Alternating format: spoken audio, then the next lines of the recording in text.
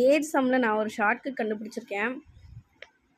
இதில் வந்துட்டு ரேஷியோஸில் வந்துட்டு நான் நம்பரை வந்து மல்டிப்ளை பண்ணி பார்த்து அதோட டிஃப்ரென்ஸ் எவ்வளோ வருதுன்னு பார்த்தா தெரியுது. இப்போ வந்து 5 இயர்ஸ் டிஃப்ரென்ஸ்னு சொல்கிறாங்களா.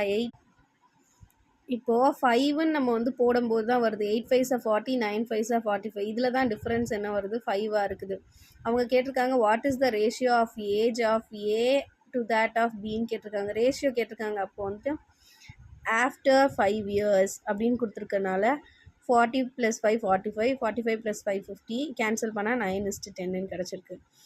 இப்போ நான் என்ன சொல்ல வரேன்னா, நான் வந்து ஷார்ட்கட் கண்டுபிடிச்சிருக்கேன்னா, இப்போ வந்து ரேஷியோவில் கொடுத்துட்டு அவங்களோட டிஃப்ரென்ஸ்னு கொடுத்துருக்காங்க. இப்போ Mohit is younger than Sohit by 4 இயர்ஸ்ன்னு கொடுத்துருக்காங்க. அப்போது 5 × 1 3 × 1 5 × 1னா ஒரே ஒரு டிஃப்ரெண்ட் 2 தான் டிஃப்ரென்ஸ் வருது. 2ஆல் பண்ணும்போது 6 10 4 டிஃப்ரென்ஸ் வருது.